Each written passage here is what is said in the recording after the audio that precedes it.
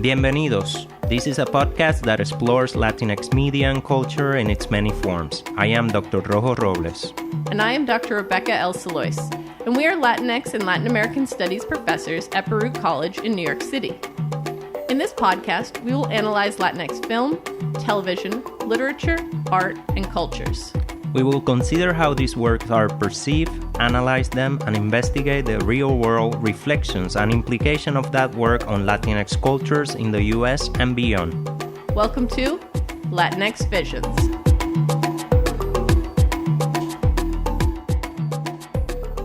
Welcome back, everyone. How you doing, Rojo? How's your semester so far?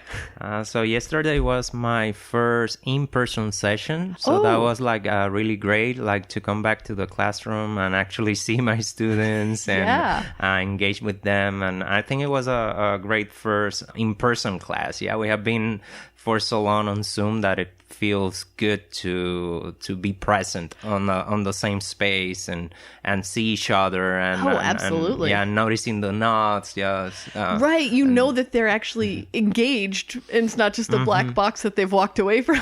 yeah, we did a little circle, so it was more of a conversation among all of us. But I missed that, right? We're gonna be doing some classes on still we're still doing some classes online, but definitely it's good to start experiencing the transition back to the classroom. Yeah, just for those moments, I know we had a lot of students who would be they wouldn't necessarily stick around and ask you a question on Zoom, but might do that in person. And even just like you said, seeing their reactions, their nods, all of that. Yeah. Yeah. And you, how have you been? I'm good. I went to New York Comic-Con last weekend, so that was pretty busy. Yeah, that's fun. It was a lot of fun. And I actually got to go to a couple of panels on Latinx comics and Latinx representation in pop culture. So I think that could be fun to do an episode on in the future. Yeah, that should be fun for us. Yeah. Yeah. I like that idea. Yeah, we should plan something on covering. Yeah, the combination of visual arts, literature, all that. Right? Absolutely. Yeah. I think we can definitely work that into one of our art episodes in the future. Yeah, looking forward to that. Yeah, let's plan for that. All right. What about this episode though? Yeah, so in this episode we will be considering Elizabeth Acevedo's 2020 novel in verse, Clap When You Land. Yes, we'll provide a brief background on the author as well as the historical event that inspired parts of the book. We will then discuss the art of storytelling through verse. Then talk about some of the family relationship dynamics that are addressed in the book, including those between parent and child and those between siblings. And finally, we will look at her exploration of the theme of neo-colonialism and its relationship to tourism. Absolutely. Towards the end of the episode, we'll, just like we've done in the past, we'll provide recommendations of other Latinx poetry and or YA books that we think are worth checking out.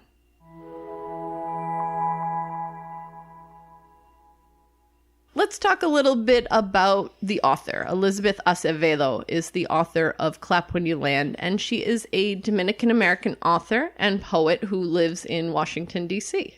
She was raised in Harlem, New York, and performed in her first poetry slam at the Nuyorican Poets Cafe at the age of 14. That's pretty impressive. Performing there in general is impressive, but at 14... Yeah, and her first novel, The Poet X, precisely described that environment of the Nuyorican Poets Cafe and celebrates its culture, right? Yeah. So she's a person who is always reflecting on her subjectivity as an Afro-Latina woman. Absolutely. It shines through in all of her books. That I've read all three of them, and you absolutely see that.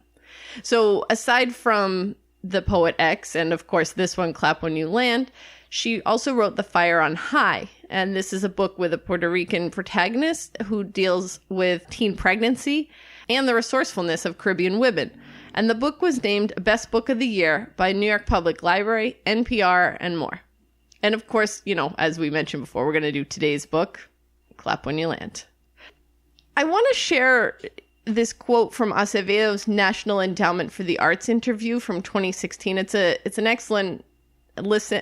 You can listen to it. You can also read the transcript of it as well. She wrote, "Write the stories you've always wanted to read. Allow yourself to be the main character of your narrative. Become both the window and the mirror for those who read your work. Lean into fear. Write the hard poem.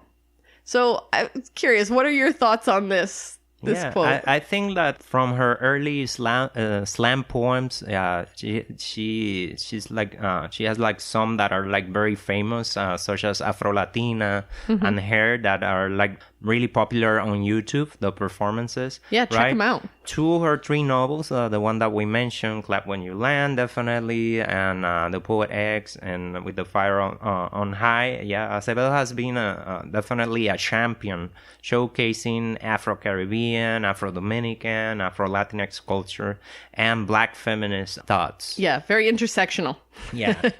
Her project could be described as a continuation of the transnational Black power poetics of the late 60s and early 70s. It's no coincidence that her poems are included in the Haymarket poetry series, The Breakbeat Poets, and in specific in the volume Black Girl Magic. Yeah.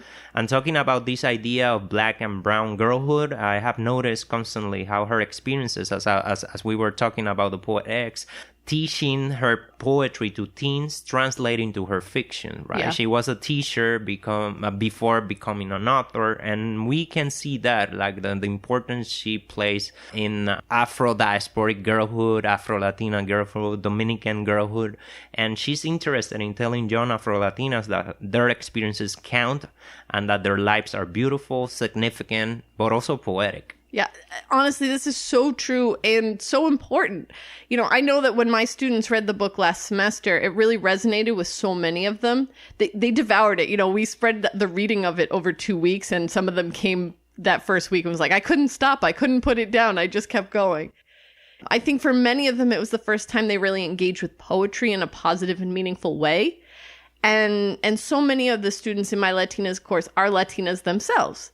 So seeing parts of themselves and their stories represented in Acevedo's work was really encouraging for them. You know, it's not necessarily their own story, but they could see elements that they connected with, which they hadn't come across in a lot of young adult literature prior.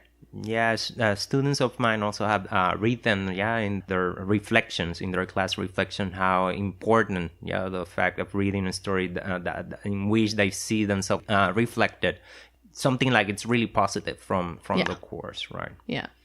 So let's tell everyone a little bit about the book.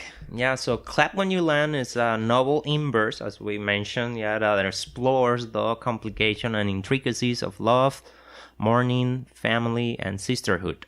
Yeah, as a social backdrop, the reader discovers issues of poverty, access to healthcare, neo-colonialism through tourism, something that we're going to talk about today, and the taking of the Caribbean coastline.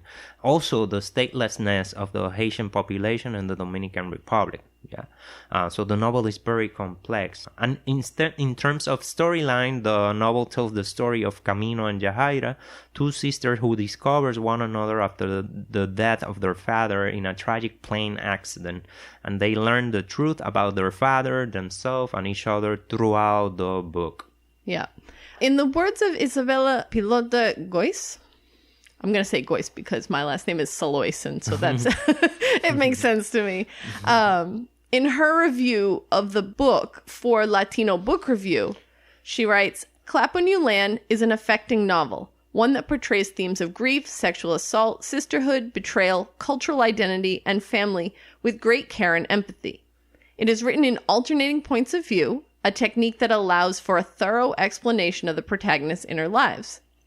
Heartfelt and raw, Acevedo's verse is deft at sifting through the complicated emotions that arise in the wake of great loss, and particularly poignant in those moments when it's not afraid to linger on the character's imperfections. A powerful and vibrant work that will leave you thinking long after you've put it down. Yeah, I'm interested in that phrase, the thinking long after, right? Because in a recent video interview, Acevedo mentions how a real life clash that we will discuss ahead, right, ignited precisely her passion for research and writing. And since she was a teenager, she knew that she wanted to write about the larger narrative around this moment. Yeah. So let's talk a little bit about that moment. Yeah. So in the author's note at the end of the novel, Acevedo writes about a real-life plane crash that served as a point of inspiration for Clap When You Land. Yes. On November 12, 2001, when Acevedo was only 13 years old, a passenger flight, American Airlines Flight 587, flying from JFK in New York to Santo Domingo, crashed in Bell Harbor, Queens. So not far from the airport, right? It happened at 9:16 a.m., minutes after takeoff. All 260 people on board, 251 passengers and 9 crew were killed. And 5 people on the ground also lost their lives. 90% of those on board were Dominican. Yeah. So I think that's a really important factor to keep in mind. Yeah. And while there were initial concerns of a terrorist attack, and we have to remember that this was only 2 months after 9/11, the crash was caused by stress on a vertical stabilizer, which snapped off the aircraft. Additionally, the engine separated from the plane prior to impact. Right. So about the crash, Acevedo states, "There was so much confusion around the November crash. I remember the special mass held at church. The bewilderment my father expressed as he read Dominican newspapers for more information, the candlelight vigils held outside the apartment buildings where passengers on that flight had lived. I also remember how this little crash was remembered when it was determined it was not terrorism. How quickly the news trickled off, how it seemed the larger societal memory had moved on, even though the collective memory of my community was still wrestling with the loss." So as Acevedo was doing her research, she came across countless stories of individuals and families, some of which were people with multiple families. And these secrets were exposed with the deaths of those individuals. And this is what she brought to Clap When You Land. Right. You know, the crash in Clap When You Land is not the same one. The story takes place more recently. I think the story takes place in 2020, or 2019, you know, it's very, very recent anyway. But there are similarities in the results and the impact on the different surviving family members, and that's key to keep in mind.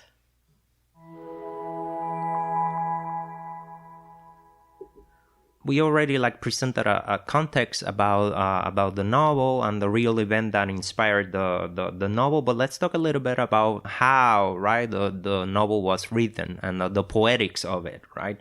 So definitely what we have here is storytelling in verse, right? Mm-hmm. What we have is a collection of poems, right? And yes. Although the poems are telling a story, we can also read them separately, right? Yes. What I have identified in this book is that she uses a counterpoint poetics, una poética del contrapunteo, right? So let's define what counterpoint poetics is.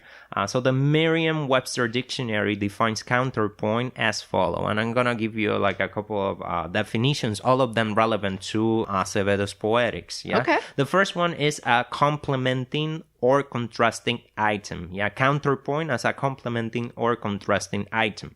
Yeah, in the novel, Acevedo not only presents both the complementing and contrasting narratives of two sisters, but also two contrasting spaces: a Caribbean homeland, the Dominican Republic, La República Dominicana, and its diaspora in New York City. Yeah, we really can't have one without the other and still understand the full story. We would miss so much of the picture if we only had one. Yeah, so in this case, New York City is also a Caribbean space, right? Absolutely. Yeah, so the second definition will be the use, counterpoint as the use of interplay of elements in a work of fiction. Okay. Yeah? In Acevedo's book, the interplay is between the narrator's point of view, yes, but beyond that, between the issues that come with neo-colonialism, exploitation, and scarcity in the Caribbean, and those of alienation, dispersal, and identity crisis in the diaspora. Yeah, I mean, both young women go through experiences that are relatable to one another, yet so unique because of these distinct spaces and their relationships with these concepts. Right? I'm thinking in particular of the sexual harassment and assault that both of them deal with, but there are more examples. Yeah. So the third definition will be the combination of two or more independent melodies into a single harmonic texture or polyphony. right? In Clap When You Land, Acevedo explores two distinct poetics connected to the environment. Yajaira's poetry is grounded in urban Dominican / Latinx queer experiences and images. Meanwhile, Camino's poetics displays deep connection with her natural ecosystem, the ocean, la playa. And if on the one hand, Yajaira's perspective is more cynical and practical, on the other hand, with Camino, we see as in African spiritual system a deep interrelation between humans and the natural world, represented by the orishas and syncretic saints. Yajaira and Camino find each other through social media, and that becomes a third abstract but highly contemporary space with its own rules and lingo, and all of these come together in a polyphonic novel, a novel about many voices, muchas voces. Yeah. And even when it comes to the structure of the poetry itself, right, we have Camino's verses written in tercets, mm-hmm. tercios. Sometimes Spanish is easier. Well, Yajaira's are written in couplets. And I don't think I picked up on that the first time I read through the book, but, going back through it, I was like, oh, okay, yep. It really does provide a different rhythm for each young woman. You have a different feel for them because of this poetic structure. Yeah. And even just visually, we can recognize the differences with each character, which is really important when we get to the final section of the book where it just jumps back and forth without telling you specifically who the narrator is. And this characterization through verse is also like something that allows us to experience the different flows of the character, right? And we have to remember that Acevedo is a slam poet, so flow is very important in her work, right? Yes. By the way, I will recommend listening, to the audio book version, because Acevedo herself plays Yajaira, and it's like really great because the flows, the rhythms that we're talking about are very like clear, right? And the way she performs the character gives another layer, to a very like complex and rich story. I always feel much more attachment to poetry when I hear it than when I just read it on the page. Absolutely. So I think this is a perfect example of that. And if you can, like you said, get the audiobook. Yeah, so we definitely can see like the element of performance poetry in the novel as well. Right. So let's talk about other poetic practices. We're not gonna discuss all of them. No, we're not gonna be here forever, right? But some techniques that she uses throughout the book, right? One of them is theme and variation, tema y variación, right? In this case, I want to highlight how the book starts, right? Okay. And it starts with the repetition of the word mud. Yeah. Yes. Fango. Maybe it's a translation, right? The poem that opens the book is very telling about the use of this technique, of theme of repetition.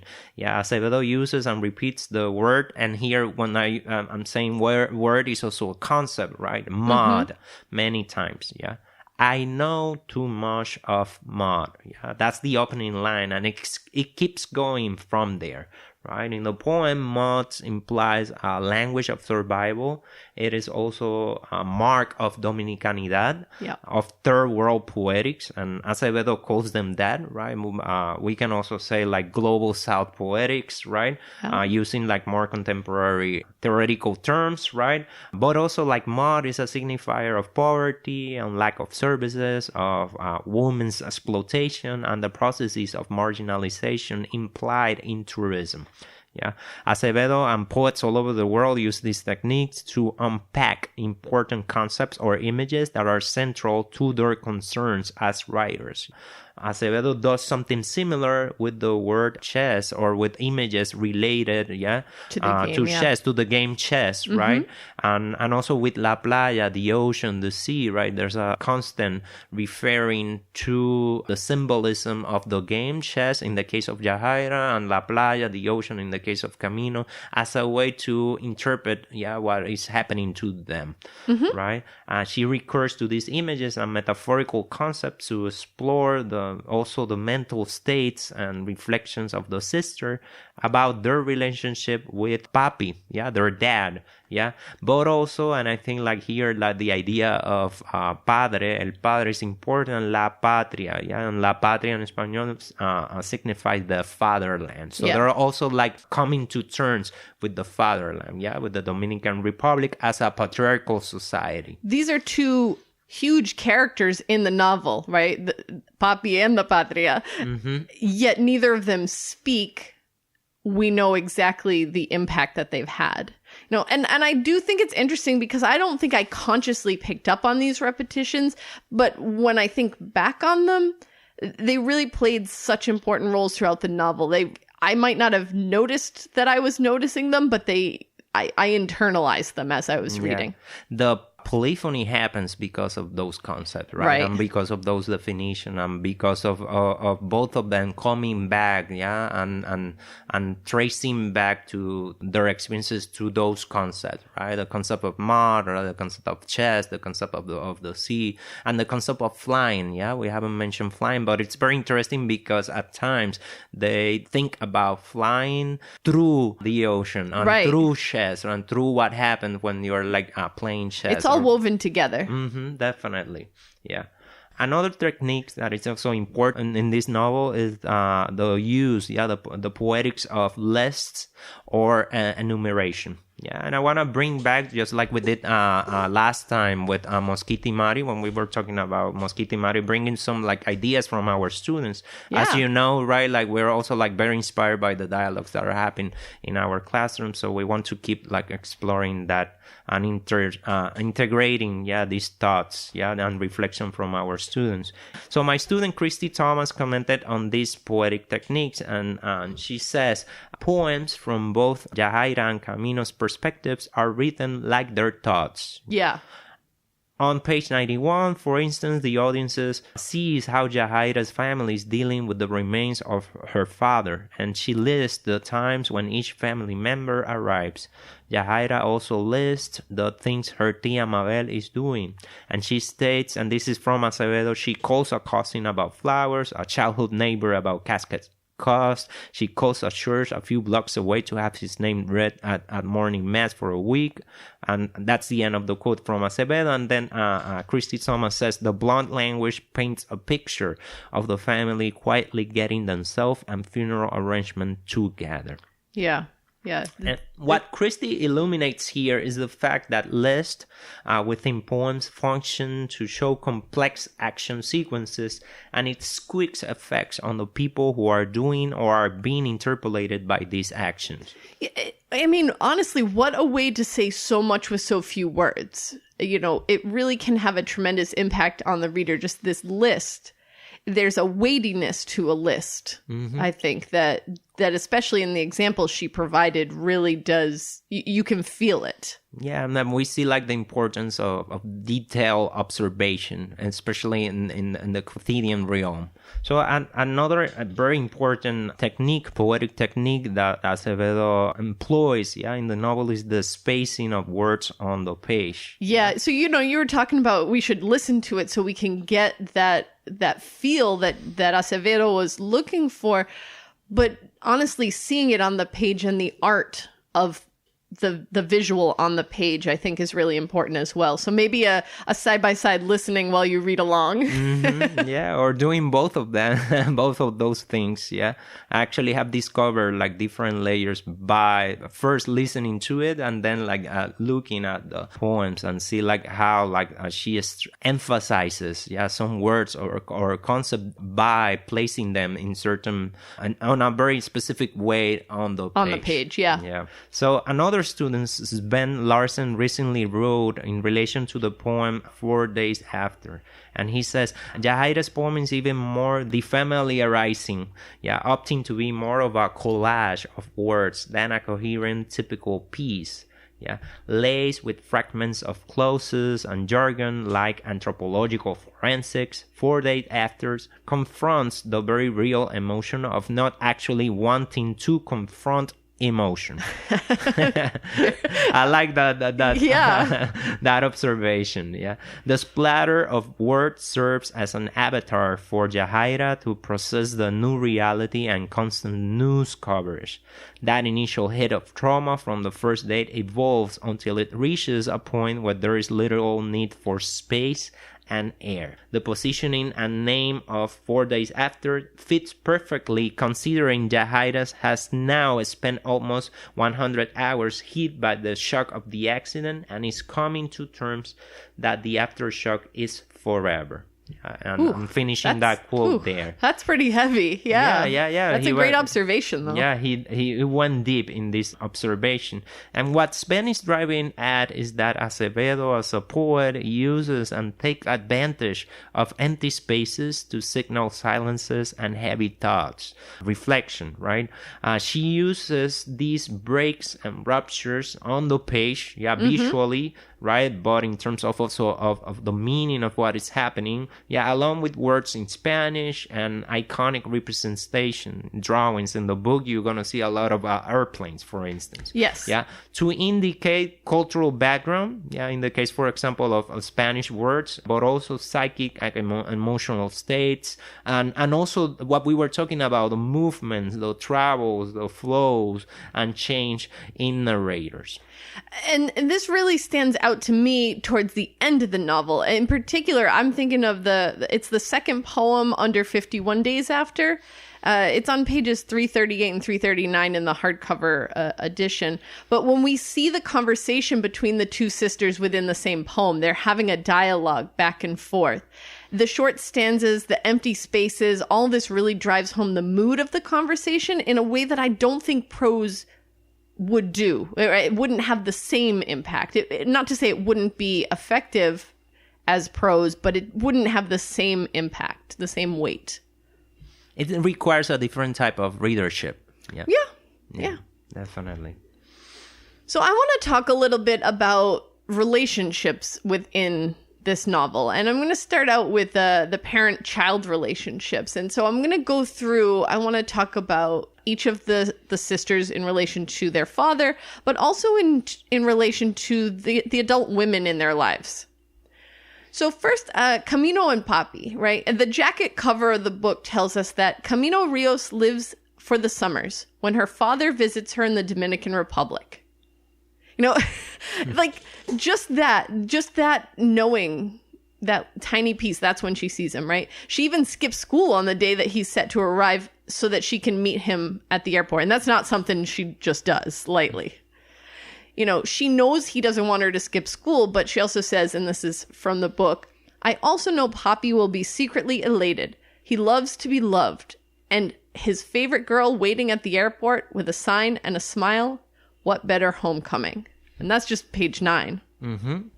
They have a positive relationship in this way, but we do discover that there are some strains. He won't let her come to the U.S. and won't explain why. And he pays off El Cero, a pimp who recruits local girls as sex workers to serve tourists and who would otherwise assault Camino. And as we see later, does attempt to assault Camino. And of course, he's only there 3 months, Papi. Not El Cero, but El Cero is always there. He's always there. El Cero is like a ghost, also a ghostly presence. Right? But in the case of Papi, that is also a ghostly presence. He's only there, 3 months a year, and never once mentioned that he has another family. Like what is this? He's just working in the U.S. and she thinks he's away because he's working to support the family. With Yahaira and Papi, her relationship with her father seems a bit more complicated. Like, they had been super close. They embody a Black affirming father-daughter love. But when she decided to stop playing chess, it put a strain on their relationship. And there's many, I don't want to go into spoiling why she steps away from chess and all of this, but it's sort of like a domino effect, to bring in another game, that has their relationship at odds with one another. So Yahaira plays chess for her Papi, right? She knew it was something he loved, and she did it to be close to him. And she even says, and this is from the book as well, I did chess. I was obsessed with winning, but never loved. It was her way of being close to her father. Yeah, something that was shared between just the two of them. Yeah. But, one summer, Yahaira is, she's assaulted on the subway. And while trying to find a way to contact Papi in the Dominican Republic to tell him about what happened at the train and find solace, she discovers Papi's truth, or at least part of it. She learns that he had another wife in the Dominican Republic, and she feels like she has to protect her mother from this knowledge, which is really interesting, right?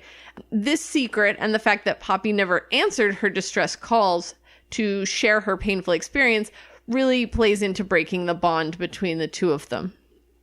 When we talk about the women in their lives, they each have someone different, although I suppose you could argue that Papi was a different Papi for each of them. Camino has her aunt, right? Tia.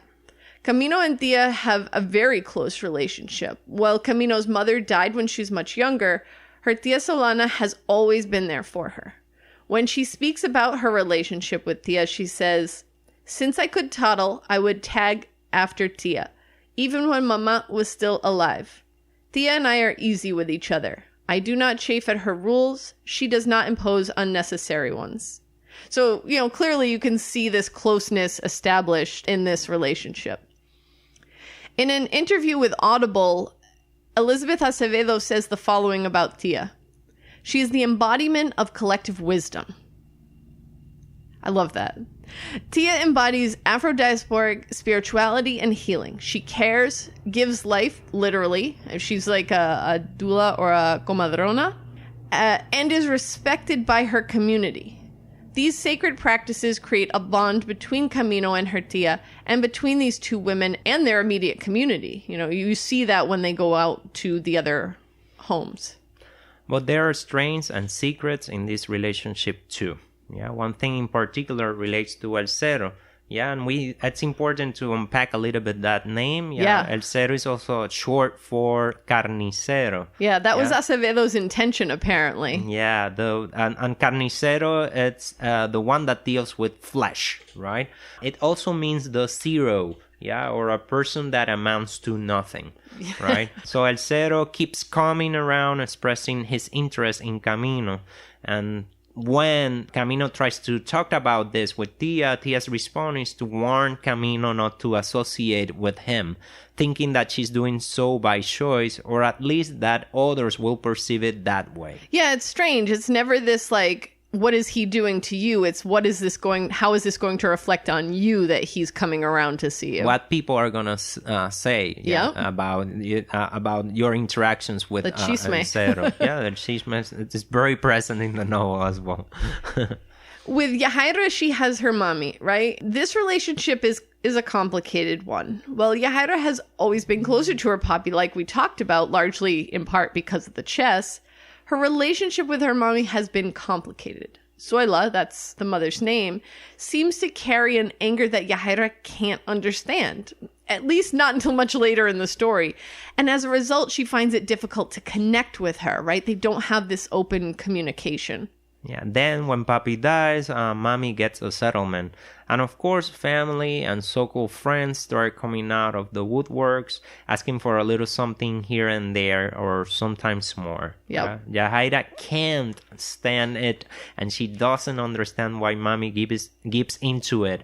And they're grieving differently, but they don't understand where the other is coming from. There's so much anger held within these two women, but because they haven't talked about their issues, right? Yahaira's assault, Mommy's knowledge of Camino and her mother, and so the anger just keeps building between these two. Yeah, so we need to talk about family secrets here, yeah? So the big secret, of course, is Papi's two families, yeah? While Zoila and Tia Solana know the truth, and this is something that we learn along the way, neither Camino nor Yahaira have any idea that the other exists. And even when Yahaira learns that Papi has another wife in the Dominican Republic, she still remains unaware that she has a half-sister. Yeah. Even after learning that the other exists, both young women are hesitant to reach out to the other or have a conversation with the adults in their life about the truth, right? Even when they do reach out to one another, eventually they do it secretly without addressing it with the women in their lives. So why the secrets? Right? This is one thing that my students often bring up, or they often brought up when we were talking about it. The secrets and the lack of communication lead to more trouble than the truth. They discuss their understanding of why parents might feel that need to protect their children, but how in the end it can do more damage than anything else. So the tragedy released the truth, yeah? And here's the big question. Will Yahaira and Camino have ever learned about one another if not for Papi's death? Yeah, how long did he and Zoila and Solana think they could keep the secret? Right? You gotta wonder about that, right? There are consequences to secret keeping because the truth almost always will be revealed. There is a breakdown before there can be a rebuilding. Mommy and Yahaira's relationship gets worse before it gets better. And the sisters, well, they don't trust one another immediately. Yahaira actually runs off to the Dominican Republic. She just buys her own plane ticket and, lies about her age so she can get on a flight without parental permission. But even the so-called little secrets have consequences. And I put little in quotation marks there because they're pretty big deals. Yahaira's sexual assault, Camino's run-ins with El Cerro. Both of these young women are afraid to speak up about these things to the adults in their life. And the lack of communication along the way has taught them, in their lives prior to these events, it has taught them, whether intentionally or not, that it's better to keep quiet and just be, good girls. Don't cause any more trouble. Don't put yourself out there. Yeah, that is good girls in a patriarchal sense. Oh, absolutely. Yeah. Acevedo writes in her author's note at the end of the book, and I'm quoting her, "Most families are messy. Most parents will fail to live up to the hero worship of their children. In Clap When You Land, I wanted to write a story that considers who matters and deserves attention in the media, as well as a more intimate portrayal of what it means to discover secrets, to discover family, to discover the depth of your own character in the face of great loss and gain." Yeah, Yahaira is the one who matters. Camino matters. Mommy and Tia Solana matter. The stories of the survivors are what matter. They are complex, complicated, and they absolutely hold value. And using that image again, they're full of mud. Yeah, bringing it back to the mud from the very first line. Yeah. Now, we talk a little bit about sibling relationships because this is a book about sisters. And in the acknowledgement section of the book, Acevedo writes that her initial idea for the story had only one main character, and that it was a recommendation of fellow author Evie Salois that she voice both sisters. Salois told her, "You've got to get the second sister. We have to hear the other voice." I can't imagine this book only from Yahaira's perspective. Yeah, it's so central. The counterpoint poetics is so central to the book that it's difficult to think of it out of that structure. Yeah. So exactly, instead of just one side of the story, we get the back and forth between Camino and Yahaira, at least the first 2/3 of the book anyway. And about 320 pages in, we notice that the two are now joined. Their verses still often alternate, or sometimes we get both voices within the same poem. But at this point, we've learned their voices. We've learned their rhythms. We can tell which sister is which without having to read a label declaring which one is which, right? They're together in the same space. They're together in a way that they hadn't been before. Honestly, sibling relationships can be complicated, especially when you don't come up together, right? Like if you weren't raised as siblings. And I love that about Clap When You Land. Camino and Yahaira aren't instant friends. They have there's this brief moment of oh, maybe this is my new best friend, but there is still not the trust. They don't have the bond that you might have with a sibling that you grew up with. And they have reservations about one another.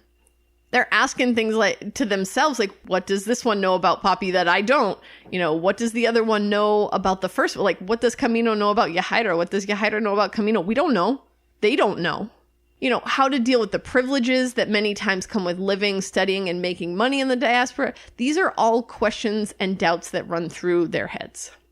But as much as it is about the struggles that these two sisters face with and without one another, it's also about that sisterly bond. That's what holds them together in the end. That's what brings them to protect one another when it really counts and to hold one another up. The final line of the book sums it up perfectly.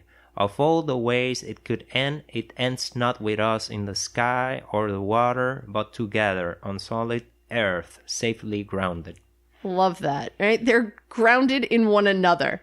It may have been a tragedy that brought them together, but it's hope that will keep them there. Yeah, so we need also to talk about what we already covered, right? Or discuss some entry points into understanding the family dynamics, but also there's a bigger picture in the book that we need to also, or that we would like to unpack a little bit as well, right? And it's Acevedo's portrayal of neo-colonialism and sexual tourism. Yeah. In the famous essay from 1988, A Small Place, writer Jamaica Kincaid from Antigua sardonically described how tourism to the Caribbean and the service industries are a reprisal of colonialism and anti-blackness. It involves exploitative economies and the disregard from the part of U.S. American and European tourists of the lives, needs, and struggles of the local population. Yeah, tourism to the Caribbean requires the construction of secluded fantasy islands within the islands, as Puerto Rican cultural critic Ek Morales also calls them, to erase the drawbacks of previous and former colonial relationships and its injustice. Yeah, that idea of islands within the island, I think, is really vivid to me, just because they do create sort of these tourist pockets. And we see, in the case of Camino and Tia, their communities is right beside La Playa, and we have a resort right there as well that is employing some of the locals, but is also building an underground community based on sexual services for the the tourists. And El Cerro plays a big part on that dynamic. Absolutely. Yeah. To this respect, my student Jazz Boothby commented accurately, "In reading Clap When You Land, I was struck by a particular passage on page 159. Acevedo laments quite powerfully the exploitation of the Dominican Republic at the hands of foreign tourism. Yeah, the first sequence, I am from a playground place. Our oceans that we need for fish are cleared up so extranjeros can kite surf. It's so tragic. The phrase playground place is so evocative and harkens me back to just a few months ago when residents of Hawaii pleaded with tourists to not visit the islands during a particularly bad drought in order to preserve water for the locals. It was heartbreaking, but not surprising, to see tourists completely disregard their pleas and splash around in resort pools and golf." Jazz quotes this line, "Our land, lush and green, is bought and sold to foreign powers so they can build luxury hotels for others to rest their heads." Yeah, and he says that Acevedo points out that countries like the Dominican Republic are the first to bear the brunt of the climate crisis, despite global warming being caused by those in power in the developed world. Jazz ended his post asking, "Where will the rich play when all of the islands are gone? What will any of us do then?" This is such an excellent question, right? And one that challenges how those of us in the United States should think about these islands. But I'd suggest it even goes beyond that within our own city, right? Within New York.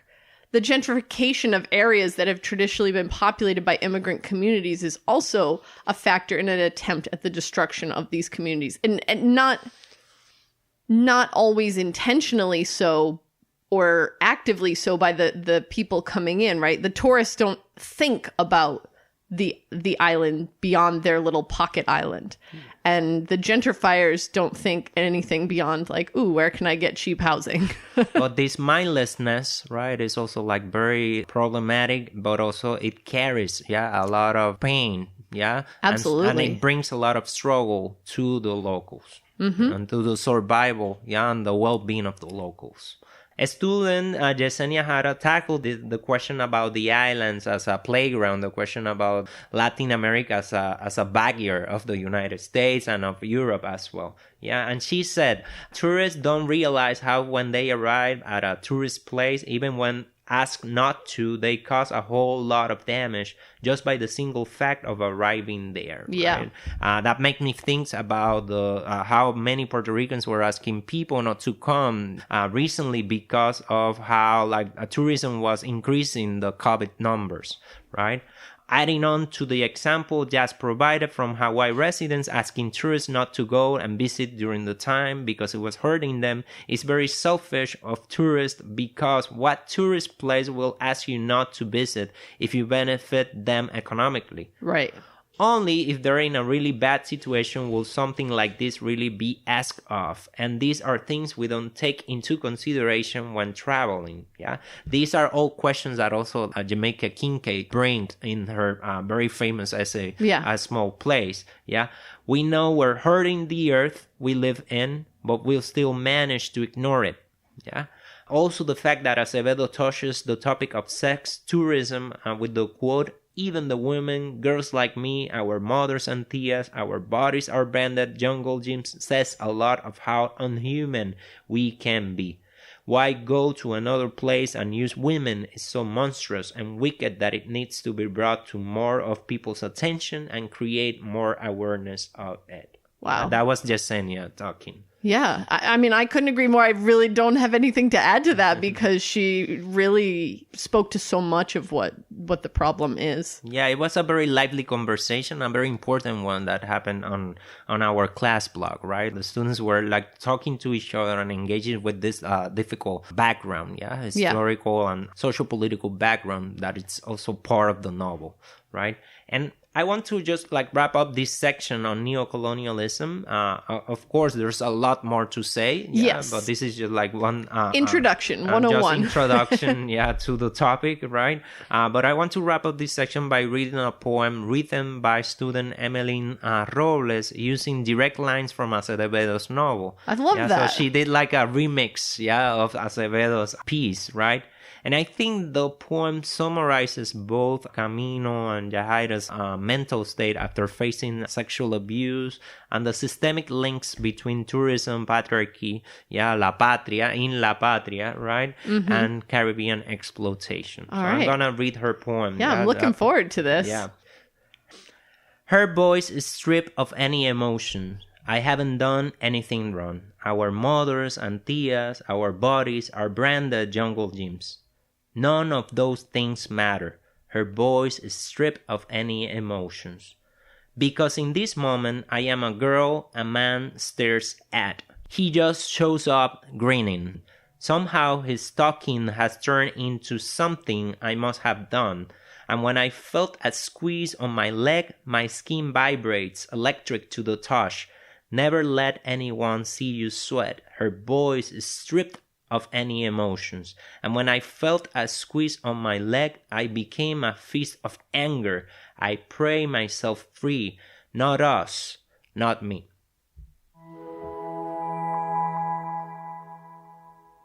All right, so we're going to wrap up with a few recommendations. Like you said, this is a mix. We've got some poetry, some YA, a little bit of both. But recommendations for other works that you might want to check out. Yeah. So I want to start by recommending Ordinary Girls by Yakira Diaz. This is a memoir that delved into displacement and the Puerto Rican diaspora in Florida. It analyzes issues that are affecting the community, like access to mental health treatments, drug and alcohol addictions, and the criminalization of Black and brown girls in the U.S. educational system. The memoir celebrates 90s R&B and hip-hop culture and brilliantly rejects exploitative pathological lenses and observes instead how these systemic issues are connected to coloniality, just like Acevedo does. I love that. Yeah, because Acevedo's book is fictional. It's a novel in verse, but we can dig into some of these same issues in a memoir style as well. I'm going to recommend We Set the Dark on Fire by Taylor K. Mejia. And this is a YA novel set in a dystopian future. Basically, so you have these distinguished young women who attend this medio school for girls, where they're trained for one of two roles. Depending on the specialization, a graduate of this school, will one day run a husband's household. She'll be the primera, or raise his children, the segunda. So all these distinguished men have two wives, one who's like the brains and one who's the baby. Like they're not allowed to be both for some reason. Both paths promise a life of comfort and luxury far from the frequent political uprisings of the lower class. In the first book, Daniela Vargas is the school's top student, but her future depends on no one discovering her darkest secret, that her pedigree is a lie. Her parents sacrificed everything to obtain forged identification papers so Dani could rise above her station. Now that her marriage to an important politico's son is fast approaching, she must keep the truth hidden or be sent back to the fringes of society where famine and poverty rule supreme. Yeah, and that reminds me also of the subplot about Caminos and the private school, right? And her dealings with the privileged boys in the private school, right? That is something also that allowed us to understand the economic needs that Camino has and Tia has, right? And the discrepancy, the socioeconomic discrepancies between her community and her own experiences. Yeah. So my other recommendation today is Levente No, Yo La York, Dominican York, by Dominican author, poet, and performer Josefina Baez. This is a Spanglish tour de force that uses a building in uptown Manhattan as a representation of the Dominican diaspora and the internal and external state that she names El Nie, or the in-between. Yeah, in this novel, with multiple narrative perspectives, Baez portrays the lives, joys, survival skills, and chismes, the gossip, of many of the building's inhabitants, most of them are women. In sync with Acevedo is also a text that critiques patriarchal structures and its effects in Dominican identities. Yeah, that idea of digging into the diaspora in a way where it's like, you know, if you have this one building that is the entirety of this community, then there's sort of an isolatedness, but they're still in the context of this larger. Yeah, so the building becomes a microcosmos, of the diaspora, de la diaspora.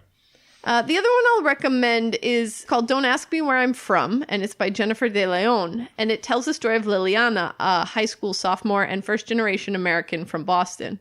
What they really like, too, is that she's Central American in particular, and so we're looking at an individual who's not just, like, from Mexico, from Puerto Rico, from the, like, we're exploring other parts of Latin America. Just as the new school year begins, she finds out she's been accepted into a program that will transfer her to a wealthy white suburban high school 20 miles away. Now, I grew up in this area, and we had students from Boston that came to our school to do this program. The list of reasons not to join the program is as long as the bus ride. But Liliana's mother won't let her pass up the opportunities the richer school can provide. Her father's also been gone for a long time with no explanation, so making ends meet and taking care of two younger siblings doesn't make things any easier. When Liliana learns the truth about her father, she starts to take a hard look at who she is, where she belongs, what's in her way, and how to get around anything blocking her path. Yeah, so another take on the secrets and lies storyline. Absolutely. Oh, and it's just like, it's such a big secret that I can't believe that mommy, like the mommy in this book thinks she can really keep that secret.